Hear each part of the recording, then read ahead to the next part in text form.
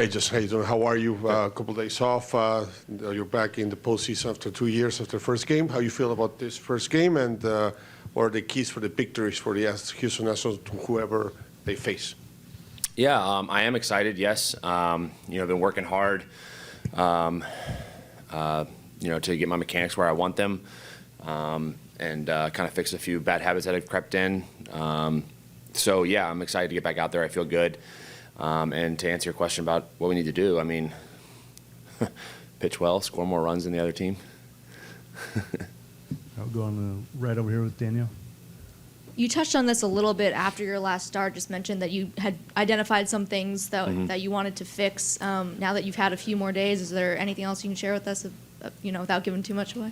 I mean, I don't really need to, I'm not giving anything away. I think, since the calf injury coming back hasn't been as consistent as I would like. I was on a pretty good stretch there before that. And then, you see, like Adam Wainwright, for example, he tweets out after the season that his lower body injury, kind of messed with his mechanics. And, even though mine wasn't severe, little tweaks to the lower half, I mean, you hear pitchers talk about it all the time. We work so hard on our legs and lower body strength because that's where we generate from. So any little tweaks to the lower half can have major effects upstream.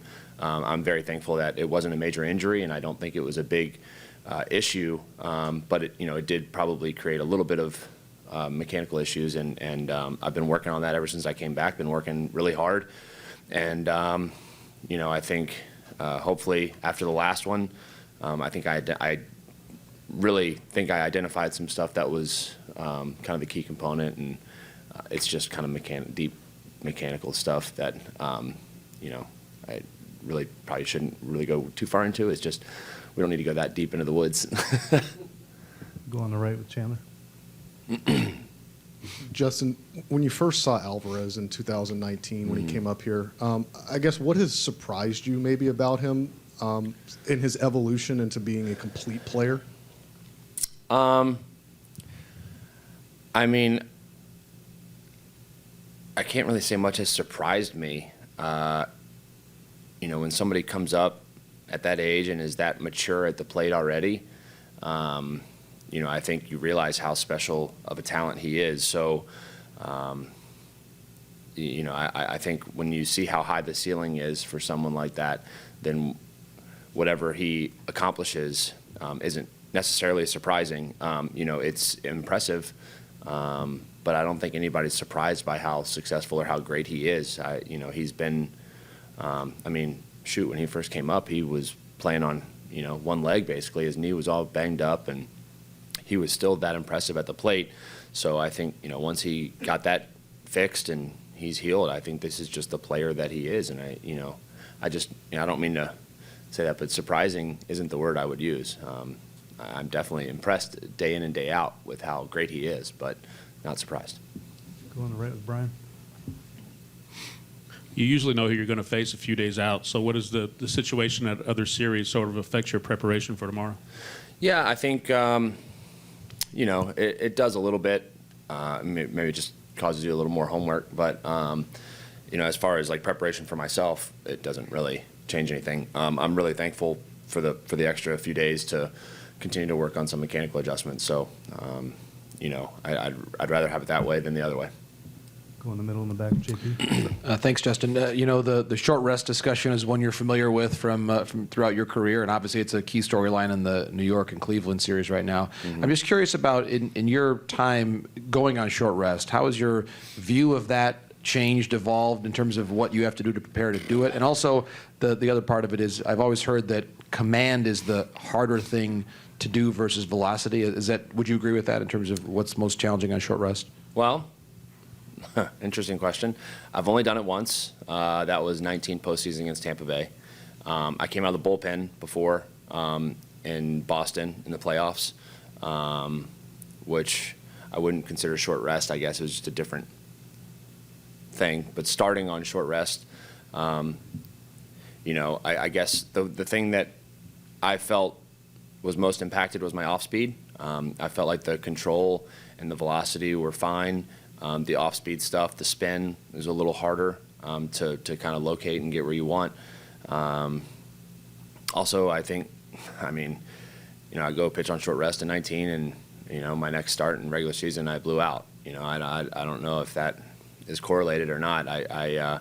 We put it all on the line though, and it's asking a lot of your body to do that, especially when you're not used to it. It's just one of those things. We get in such a routine. Our season's so long, and you, as a starting pitcher, you're just like, okay, you just get embedded in your routine, and then all of a sudden you just totally shake things up. And I don't think it's easy.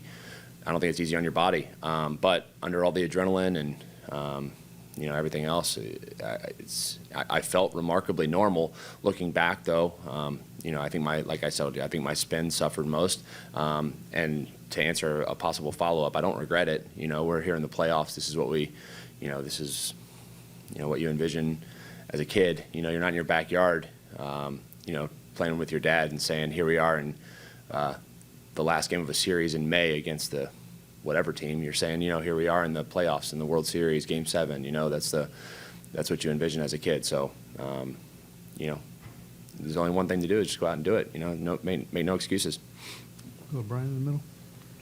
Justin, remember in spring training of 2020 when you guys were dealing with all the follow-up and everything, Dusty had just been hired, and you spoke very highly of him then. Now that you've been around him for 3 years and you guys just came through that series and 106 wins this year, what's your general opinion of him as a manager and his ability to relate to you and the veterans, but also the younger guys on a team that's continued to change year after year here? Yeah, I think you nailed it with, he relates to his players. I think he takes a lot of pride in that. I think he really tries to get to know everybody individually and understand what makes them tick, and try to connect with them on a more than just a manager-player type level, and that goes a long way. You see, the celebration in Seattle the other day. We waited on Dusty, and he comes into the locker room and does, he does his thing, and everybody, it makes everybody smile, it makes everybody happy. He's always, I think, that he's always got your back. He's always rooting for the best in you, and that's all you can really ask for as a player. So I've really enjoyed getting to know him also personally, and just play for him. Go to the second row, Adam. For those of us who never make it back past the backyard playing catch with Dad, can you speak to a little more of the homework? I mean, after you know the result tonight, will you dive into some film, maybe some scouting reports? Is that maybe what gives you the extra homework tonight? Yeah, of course. Yeah, I mean, I think you want to know your opponent as well as possible. So, after we figure out who we're playing tonight, then I mean it's like a cram session for a test the next day that you're probably a little late for, but you still got time to get all the answers, or at least do the studying that you need. I mean, that's what it'll be like. Go on the left, Christy. Justin, do you worry as the playoffs keep expanding that it will become more likely for a team that maybe gets hot for a couple weeks in October will win over a team that's been great over the course of the year? I mean, yeah. I mean, it was a concern, but it's just one of those things that you just don't really talk about.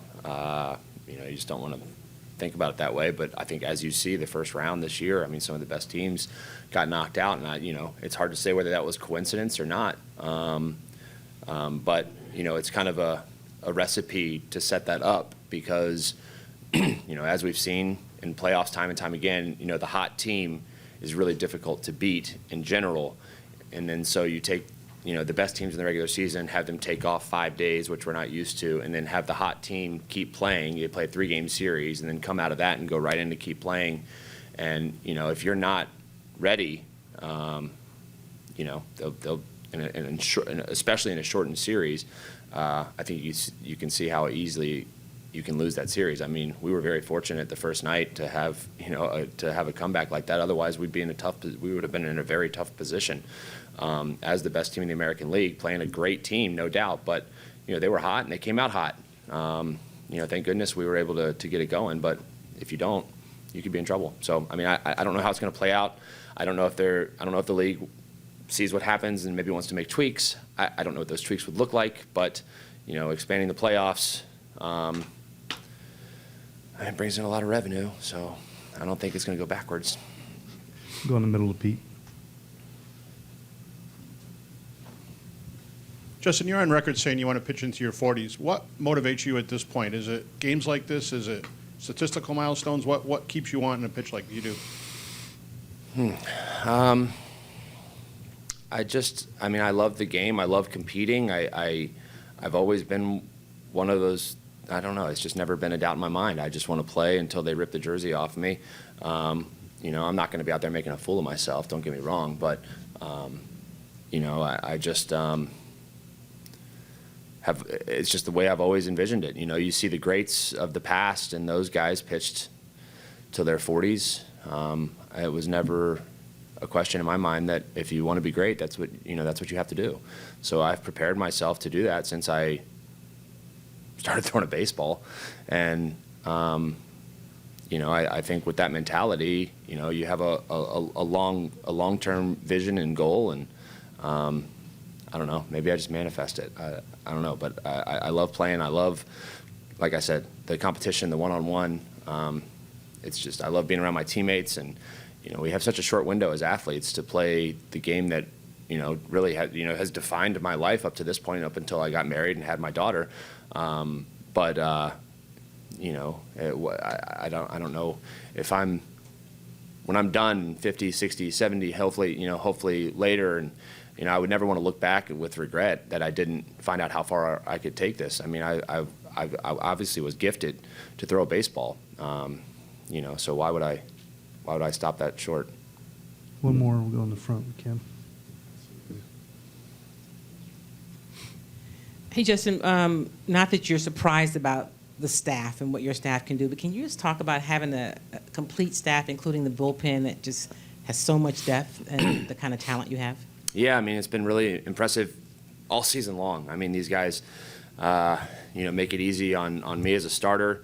All the other starters, all the guys in the bullpen, whether it's coming out of the game a little earlier than I would like, but, the guy coming in behind me is elite, or, maybe I have a short start, or we lose a game or whatever, and then, the next starter is great. It's just it's been really impressive, and I've been part of some really good pitching staffs, top to bottom. I think most notably the starting pitchers I've been with have been incredible on some teams, and this rivals that. I mean, I think what makes looking back some of those starting staffs that I was part of so impressive is what the resumes of guys that went on to do. So, I mean, who knows how good some of these guys are going to end up being in a few years. But, I mean, it's just a lot of fun to watch, and I would put us right up there as a starting staff against some of the best teams I've ever been a part of.